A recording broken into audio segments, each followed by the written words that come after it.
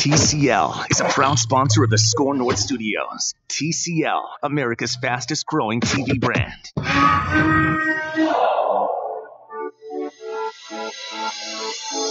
It's Purple Daily. All right, welcome into Purple Daily. Matthew Coller and Judd Zulgad is your Purple Daily combination on this beautiful Thursday outside. So a great day to not be anywhere near the outdoors and be listening to your radio. You could be outside right now. No. Sitting out on the beach, maybe. You know what I'm tired of with this winter? And it's been warmer than usual, so it's been not too bad. Yeah. But it's just been gray. It's been gray all the time. Like, do you want more snow? I was going to say it's not. It has not been that cold. Oh, I want more sun. No, you don't. Actually, yes, I do. No, you are 100% wrong, and here's why. I'll tell you why. More sun means more cold.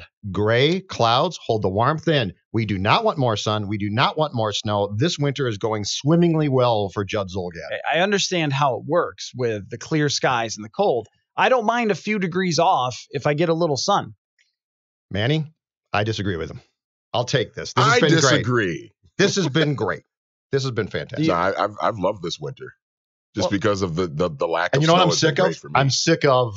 I want more snow so I can go skiing. Oh, I don't care about you and your want for snow. Okay, you get enough snow. People get tons of snow sometimes. Sometimes you do. Sometimes you don't. This has been the perfect winter. And we're destined to get a huge dumping of snow at some point, probably within the next few weeks, just because this is where we are. But the key to that one is you push it off. The farther it goes off, the closer we get to spring. Huge dumping of snow melts. Yeah, this all works like that happened last year. Correct. It happened in April. Yeah, which was a pain in the ass, but it was a pain in the ass for what, a week and a half. And I missed it because I was in a boat.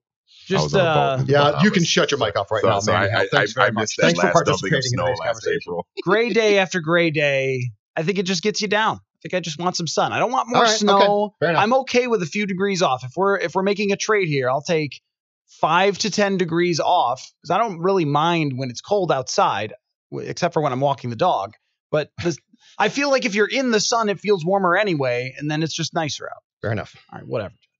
I just disagree with you, but that's fine. Let's move on. There's some things we got to get to here on Purple Daily Show. An article I wrote about Holton Hill and his spot in the Vikings secondary. Also, we have championship games to discuss. And there's also a matter we need to address with onside kicks. So we'll get to all that. But just coming across my Twitter right now from Rich Samini of ESPN, he transcribed some comments from Adam Gase on the Le Batard show. So maybe you heard this before we came on here. Adam Gase joined the Le Batard show and said, "I don't have Twitter or Instagram. I don't read the internet. I don't watch TV. All that stuff is irrelevant to me. It's pollution of the brain. I don't really care. That's not how I operate. I'm here to do one thing, and that's help this organization win." That was Adam Gase, who's the new coach of the Jets. And if anybody has the internet at all or TV, they saw his wackadoodle press conference where it looked like there was a fly buzzing around his head and he was following it for the entire time. Or maybe he had ingested some bad fish right before or something. It was very, very bizarre. And he had some weird quotes that came out of there.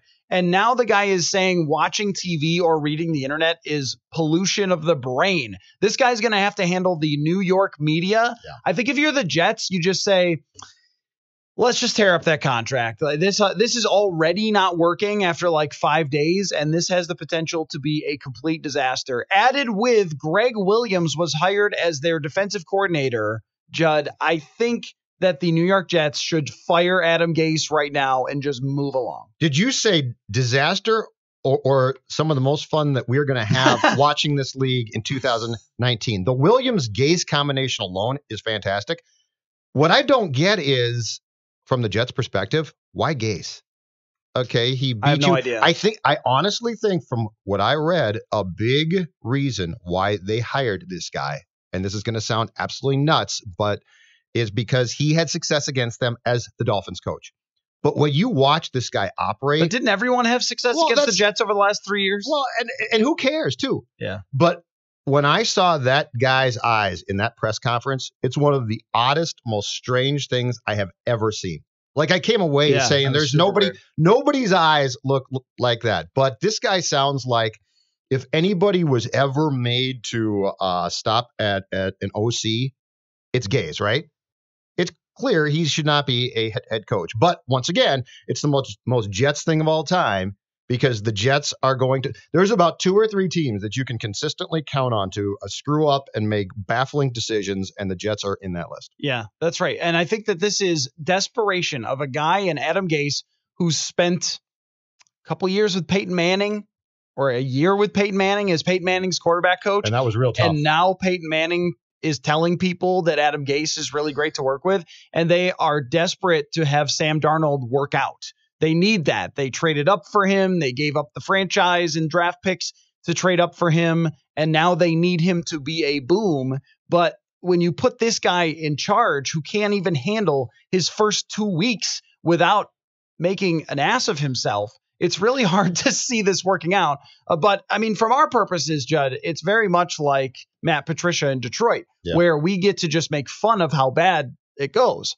Although I did think that the Lions made a good move in hiring Darrell Bevell. Don't you? The happiest guy, though, in the New York market right now, without a question in my mind, it's a slam dunk. Pat Shurmur. Pat Shurmur. That's right. Because he's quiet. He's not comfortable at the podium, but he's not a lunatic type moron, and Gase is. If I am Shurmur, I am ecstatic. Yes, I think Bev is going to be good there, but I'm sorry. There is nothing that Matt Patricia showed me during the course of his first year in charge in Detroit that says head coach. Nothing. So I think Bevell will be good. I think that's a good hire. But if to your point about Gase, if I'm Detroit, I would have looked at 1 year Patricia and said, you know what? Mistake made. Mistake made. Mistake rectified. You're fired. Yeah.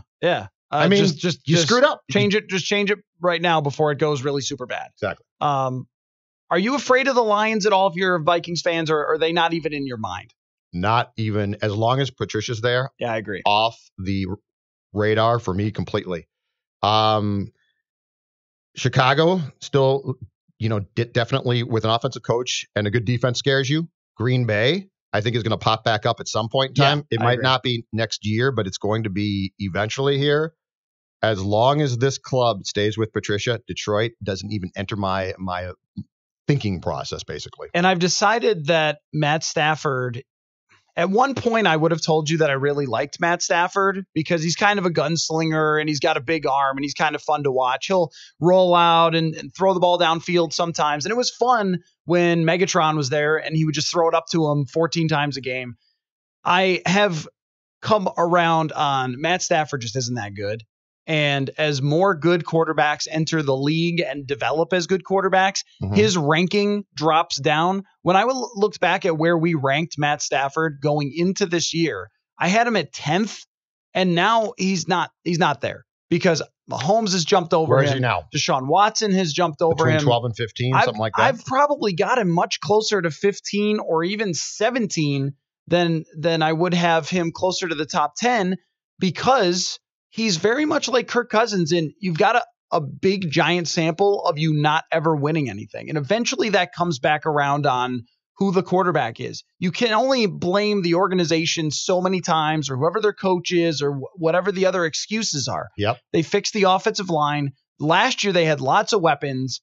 Okay, they had a bad defense, but that's always the excuse. There's always some reason why Matt Stafford can't get his team in the playoffs or can't win a playoff game. He's got good statistics, very much like Kirk Cousins. So I end up, not being ever afraid that he's going to win the division because he has some sort of fantastic year. And I can always count on when he plays the Vikings. He has had some good moments, but he's also had he's going to get sacked 10 times or he's going to throw a pick at the end of the game. Yeah. I'm just never, there's a meltdown. I'm never super concerned about Matt Stafford. I have never been more convinced than I am today about the importance of coaching, especially QBs. Here's why.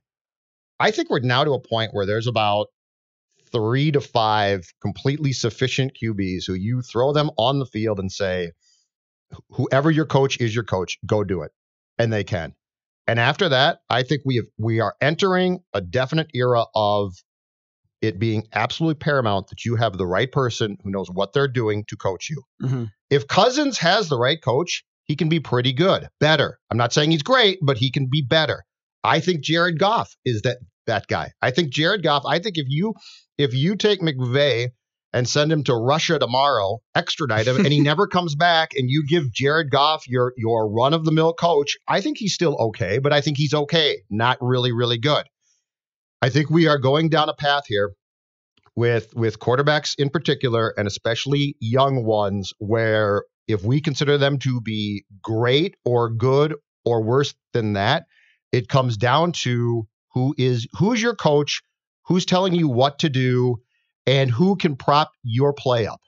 I really do. I'm glad that you brought this up, because the Minnesota Vikings hired Gary Kubiak early in the week as an assistant coach and offensive advisor. And so I was looking at Kubiak's history with quarterbacks, and it's very, very good. Brian Griese shows up and has a Pro Bowl caliber season. Jake Plummer shows up after he was basically a bust in Phoenix, Arizona. Was it Phoenix then? Arizona, still? yep. Arizona. I think it was Phoenix at the time. Correct. So Jake Plummer's a bust, and then he goes to Denver and has a couple very good years, and that's under Gary Kubiak. And when he had great quarterbacks, they won the Super Bowl. He wins the Super Bowl with Peyton Manning. He wins the Super Bowl with John Elway. And Joe Flacco had his best career year, or arguably his best career year, with Gary Kubiak as his offensive coordinator. But I was looking at 2016, Judd, in Washington for Kirk Cousins, and it is a really terrific year for Cousins. Out of the 4 that he's been a starting quarterback, it's easily his best, and not just by the statistics. He always puts up statistics, but even by the Pro Football Focus numbers, the accuracy, the grades, all those things. In 2016, it's his runaway best season. That also correlated with Sean McVay putting up that season with Kirk Cousins and then going to Los Angeles and making Jared Goff into a rich man's Kirk Cousins is the way that I look at him, with a lot of playmakers and a lot of talent there, but also Sean McVay's scheme. And when we set that as the ceiling for this is how good Kirk Cousins can be when everything goes his way, when he's got 5 or 6 good options to throw to, 2 great receivers, 2 great tight ends, an offensive line that was healthy and has Trent Williams as its left tackle that year, had everything on that offense, and Sean McVay. And that's what he can do. And they went 8-7-1, by the way, that year. Right. But if you get this, they had one of the worst defenses in the league. If you get that type of performance out of Cousins, the Minnesota Vikings are 11-5 or 12-4 next year. The question for me, though, is how do you close that gap? Is Gary Kubiak and Kevin Stefanski and this group going to be able to close the gap? Because I think that Cousins has to be that good in order for this team to be a legitimate contender, because he still has those shortcomings that he has. And I think the answer to your question is we don't know for sure, but this group is going to give him a chance. The group last year did not. This is about removing, basically what I think you have to do for Kirk is you have to create an inner circle of trust. And that circle is going to include the Kubiaks, Gary and Clint, Stefanski. It's going to be a small group, though. And it's not going to include the head coach. The Vikings' problem was they sat down and took Cousins' Washington film, right? And they looked at every single snap. And arm talent-wise, skill-wise, it's there. It's there. But to your point about the year with McVay, the question becomes not what do you see on film, it's when can he be at his best? Because if you're at your best and you are furiously rallying in the fourth quarter, it doesn't mean as much as if you're at your best in the second quarter of a game. So I think what this does, we don't know for sure that it works, but it gives you a much better chance of taking a really well-compensated quarterback with physical talent. I would argue the mental talent might be a little bit questionable, but at least it puts him in a position to say, can he pay it that off? So for this reason, exactly, everything you laid out there, I have come around on the Gary Kubiak idea is in the way that your first reaction, and it was for us too, when they bring Gary Kubiak in, is it's going to be too many voices because we've seen this before, but I've changed my mind on that. And I think that you need to do everything possible for Kirk Cousins, that this is now all about Kirk Cousins. It's all about making every single pass designed, set up, ideally for Kirk Cousins. Mm-hmm. It's about squeezing every ounce of blood out of the stone that is Kirk Cousins. It's about covering up every Which weakness. you have to do. Right. You have to. It should always be that way with every quarterback. But in a lot of ways, when you have a defensive head coach, it doesn't necessarily be that the entire focus of the organization. And I think now it has to be, especially when you watch the great quarterbacks and the great offenses representing the AFC and the NFC in the championship games. And it has been that way with the teams that make the Super Bowl for a very long time, but it is especially pushed up now that closing that gap between them being the 20th best offense and somewhere good enough to compete is number one for this team in the offseason. And this was the first step. And then when I looked back at the performances of quarterbacks who were not perfect, it's not John Elway, but even John Elway takes another step forward late in his career when they switch to a West Coast offense and his numbers get a lot better. And even Joe Flacco, who's been around for a long time, has one of his best years and they end up in the AFC Championship. The Kubiak offense has worked for a very, very long time for a lot of quarterbacks who were not perfect, including Matt Schaub was number one in the league in passing one year. And I'll tell you why there's a significant marked difference between the Norv years and this. There is a chef eliminated from the kitchen this time. Guess who's not going to be allowed to walk through the door in his apron? Guess who's not getting in that door? Yeah. No? Yeah. Well, you know what I mean. I don't Mike mean Zimmer. I mean Mike Zimmer. The problem with Zim was he had the right idea year one. I'm going to go get a longtime head coach, an offensive guy, and I'm going to trust in that guy. And then in typical Zim fashion, with zero patience, he saw that guy not do exactly what he thought should be done. And so he went to the Mount Rushmore of, in his mind, of offensive coaching, Hugh Jackson. And he was like, yeah, Norv's not doing this. Norv's not doing that. You should do this. And so what did Zim do? He got involved. All right, 2019, if this doesn't work, everybody's probably done. So Rick, my guess is Spielman is going to tell Mike, you're not going in that kitchen. Don't care. Don't care what you think. Don't care. The only thing that you're going to do is focus on one thing, defense, right? So now we don't have that problem. I can almost guarantee you the only way that we hear Zimmer question the offense this coming season is if everyone's about to be fired. He will not question it. He will not be involved. He will be, they are making assistant coaching staff changes on the offensive side of the ball left and right now based on what? Kubiak. It's his offense. And Mike Zimmer has a pass to one kitchen for 2019, Matthew Coller, and that's the defensive kitchen. Yeah, that's right. And that's what I mean is in that sort of, if it's a restaurant owner and we're using the kitchen, a lot of times, if you ever watch, what's that show? Phil could be sitting here. He can help us here. Top Chef where they for save you? restaurants. What's it called? Restaurant Rescue. Bar Rescue. Bar Rescue. Okay, I've caught maybe 3 times that they rescued a bar on television. The wife loves it. And usually people know how to do their jobs that are the chef or the waiters, waitresses, whatever. And it's the owner who's a lunatic and wants to be a control freak and doesn't let them do their jobs. Yes. And there were probably times last year where Zimmer was a little bit that way, or just not even understanding really how to do it. Like what he needs to do. I think that's to have a successful offense. That's exactly right. I mean, he's right about play action, but if his answer is just, why haven't we run on second down more? It's like that. But he just complained. No, Mike. But he just complained too. Yeah, that's true. He didn't true. fix it. Yeah, that's true.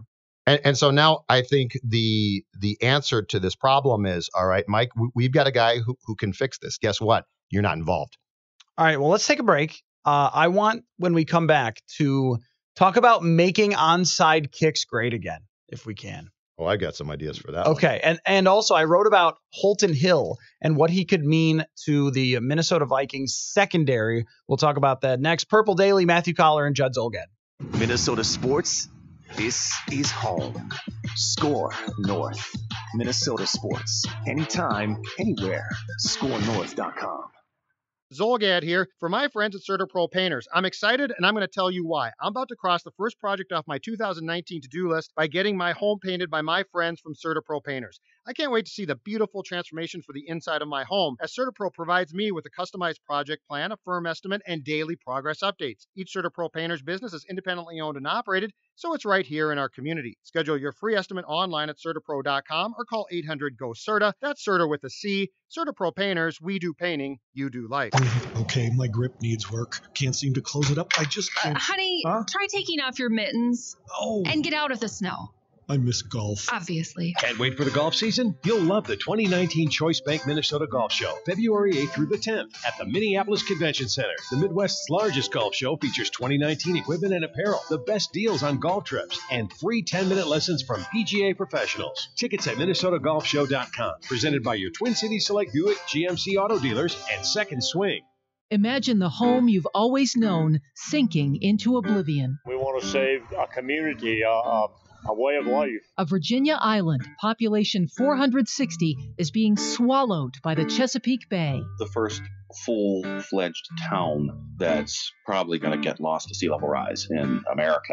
Can disaster be stopped? Should it be? Shall the Lord destroy Tangier? Going Under, the story of Tangier Island. Available on Podcast One, iTunes, and at goingunderpodcast.com. In addition to the pure joy of listening to the radio, one of life's pleasures is watching TV. Watch TV. Television. Watch TV. Powerful Performance Premium Picture. TCL, America's fastest growing TV brand. Proud sponsor of the SKOR North TCL Broadcast Studios. Hi, this is Marty Young from Online Trading Academy, Twin Cities campus. Our students here are people just like you, with dreams for their families and their future. We teach them how to build their retirement accounts and to create a second income so they can enjoy life on their terms. Dreaming of a better life for your family starts with your decisions today. With the current market volatility, this is the perfect time to invest in yourself. Call now for a complimentary investing class so you too can learn the skills to secure your future and to make those dreams come true. There is no better person to take care of you than you. Dial pound 250 on your cell phone and use the keyword OTA for our free investing class for you and a guest. We are here for you. Again, dial pound 250, keyword OTA, or go to learnwithota.com. It's back and bigger than ever. Menards Bag Sale. Get 15% off everything you can fit into the bag, even sale items. From paint to power tools, batteries to bath faucets, cabinet hardware, light bulbs, and more. Just get them in the bag and save 15%. Now during Menards Bag Sale. Save 15% on everything you can fit into the bag, even sale items. Hurry in. Sale ends January 19th. Save big money at Menards. You can tell everyone that we met online. SKORNorth.com. All right, back here on Purple Daily on the all-new SKOR North on 1500. SKORNorth.com is our website. You can stream. There is an application. There is a Facebook page. There is an Instagram. There is a YouTube. There is a Twitter. And if you come to my house and stand outside, I'll open the window and yell SKOR North content at you. That's very nice. Yeah, it's a very. I won't do that.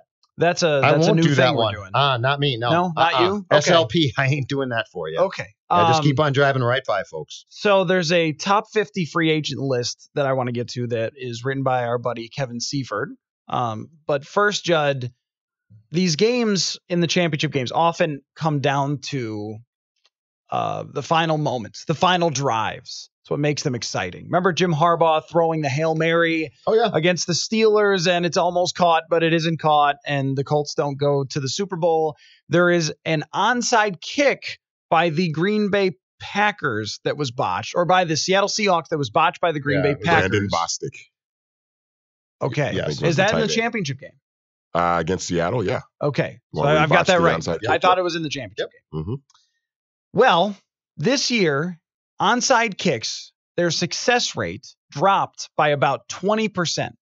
They were around 23, and now they're around 5% for how often teams get them. So the Brandon Bostic recovery basically won't happen. If the game is really close and a team scores to make it one-score game, but they have no timeouts, you can turn the TV off, come to my house, and I'll yell analysis out the window at you because you'll have nothing else to watch for that game. No longer, because of these new rules, can anyone ever seem to recover an onside kick without extreme luck. Or I believe one of the only ones that happened was Odell Beckham saying, no, I'm not doing it. I'm not doing it. Odell Beckham. I saw it. Yeah, Odell Beckham was like, no, I'm not going after that. No. I saw that. He did. And so someone has to completely tank it, which won't happen in a championship game. During this year, it was 4 of 54 attempts, by the way. 4 of 54. Yeah, 8% success rate. I want the onside kick back in my life. Last year, they changed the catch rules during the playoffs and didn't tell anyone. Change the onside kick rules for this weekend.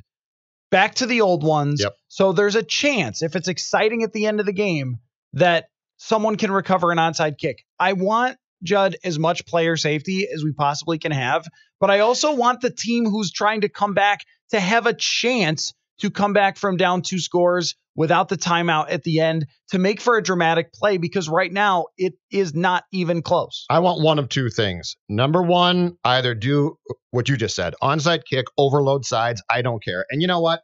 Player safety is great, but these are multi-million-dollar, for the most part, paid players playing adult players, playing a game they choose to play, in which you want them to have a chance to come back. So if you're going to protect them on a regular basis, that's fine. That's great. But in this case, either do what you just said, which is go back to the old rules. And yes, guys might get hurt. And honestly, for the sake of the game itself, I prefer that. Or get rid of the kickoff and onside kick and let's end this charade completely. The kickoff itself is a waste of our time.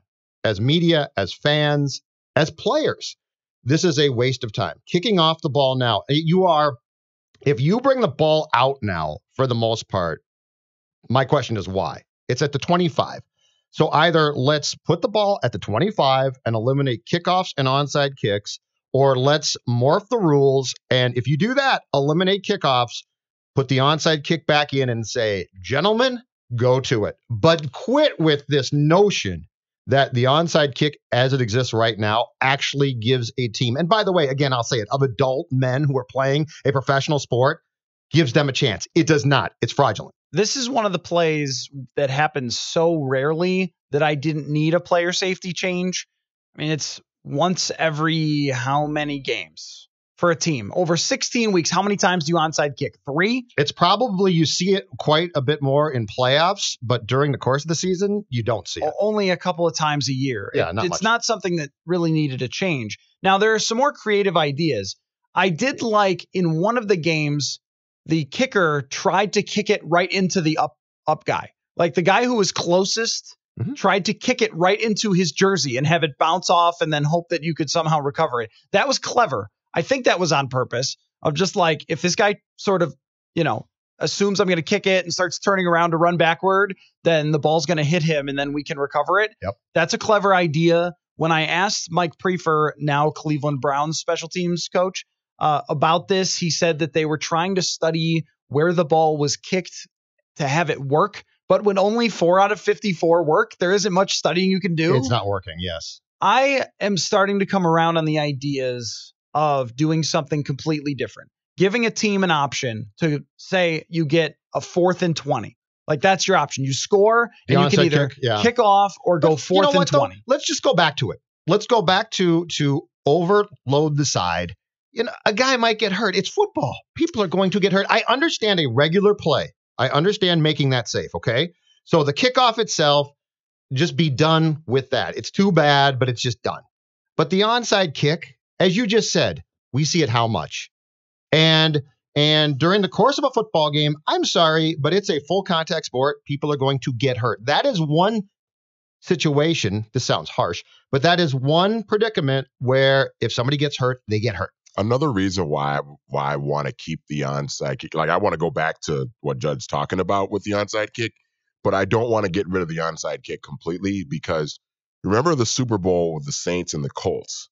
Remember they did the surprise onside kick to start the second half by Sean Payton. That was brilliant because the Saints had already kept Peyton Manning off the field for a long time at the end of that first half, and then they recover that onside kick to start the second half, and the next thing you know, Peyton Manning, the high-powered offensive Colts, are off the field for like an hour and a half in like real time. Like that was brilliant. So I don't want that to be taken out of the game. You wouldn't have to remove the surprise onside kick, I don't think. And when you look at the numbers on the surprise onside kick, they didn't change this year. There was a handful of them. It's always been about a 50-50 move, which makes you wonder if any team would ever decide, And 50-50, this might be worth it. That's what I do on Super Tecmo Bowl.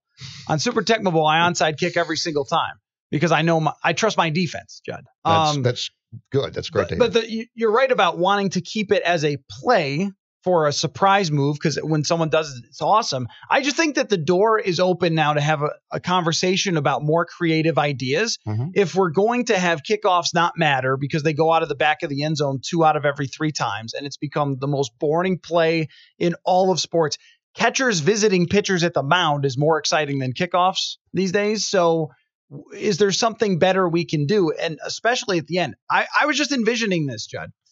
A team scores to come within 7 with 30 seconds left in the game. And the option is you can kick long or you get a 4th and 20. The drama on that 4th and 20 play would be awesome. It would be much better even than an onside kick. The onside kick was always kind of, maybe you get it and you probably don't.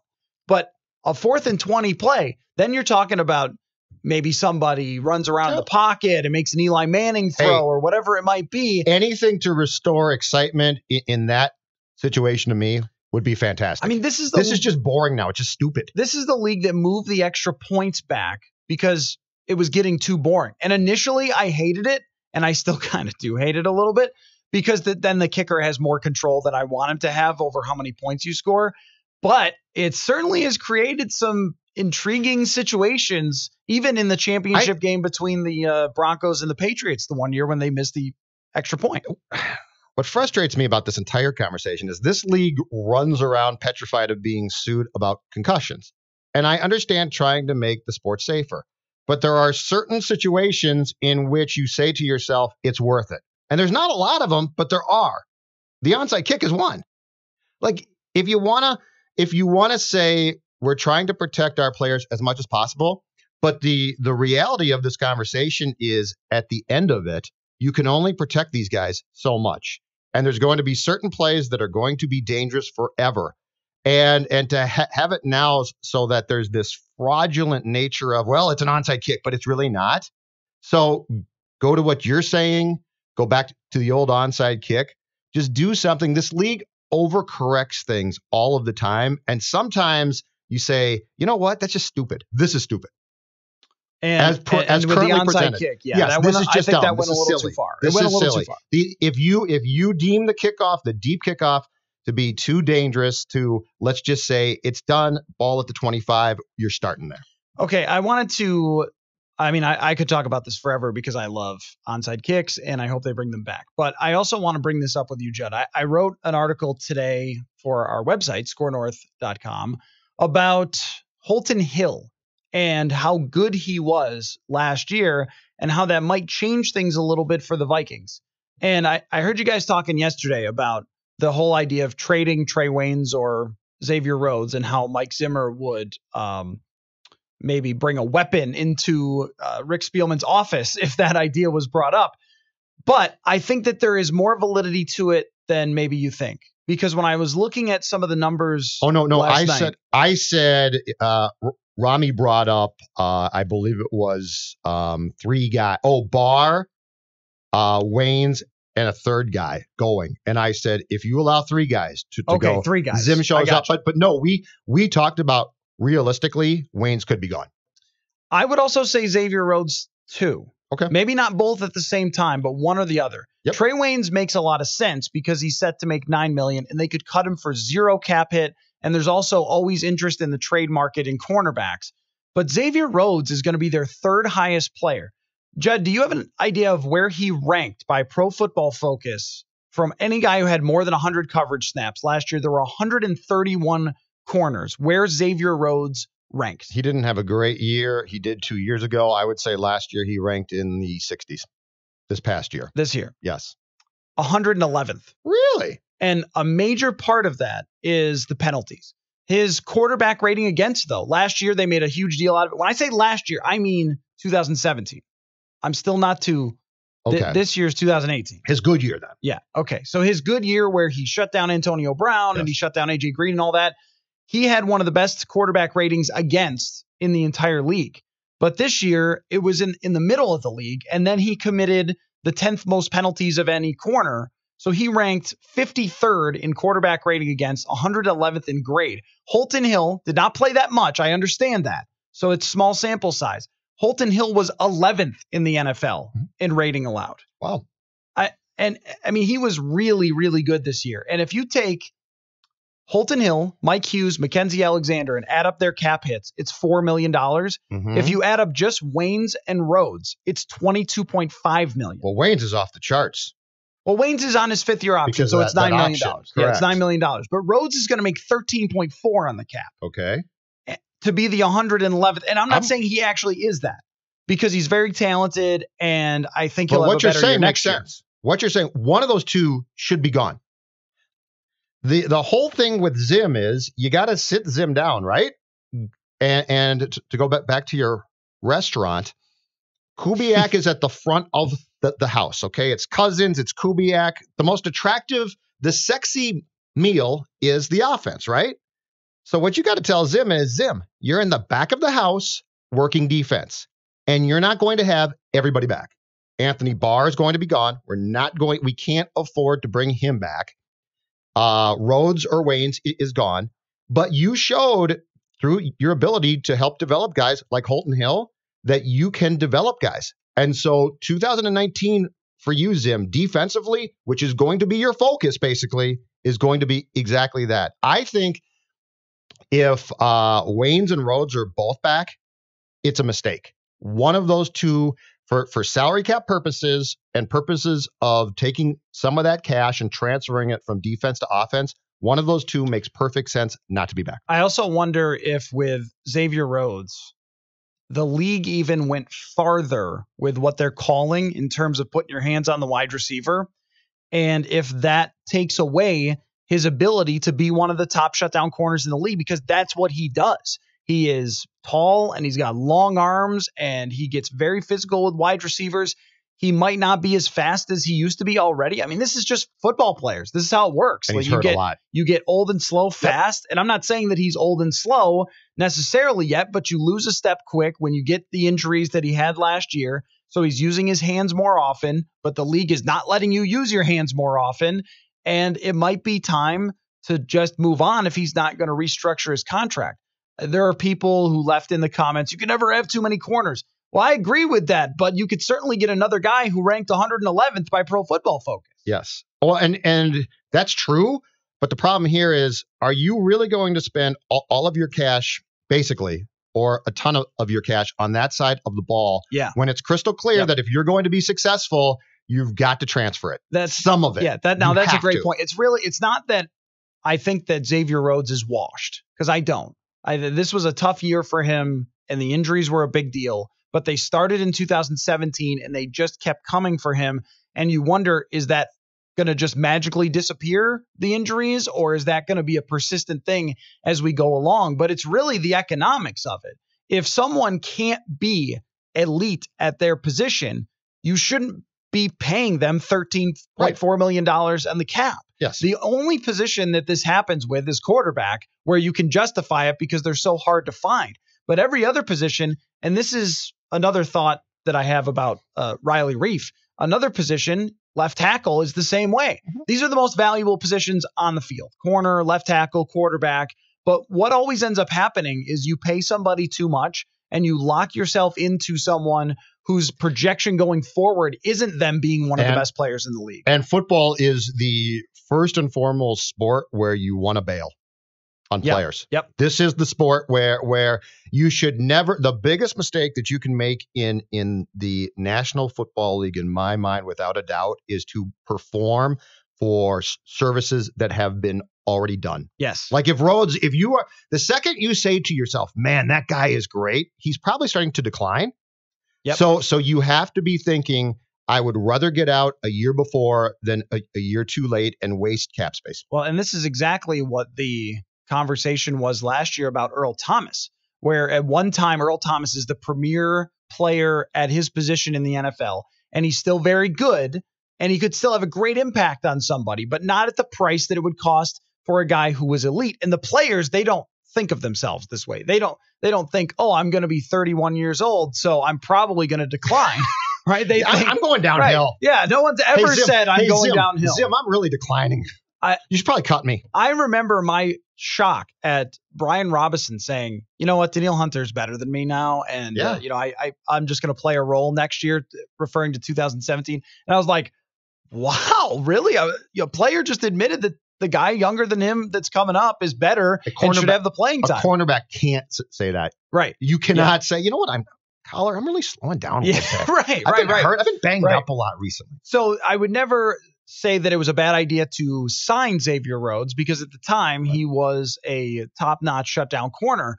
But can we see him getting back to being above average?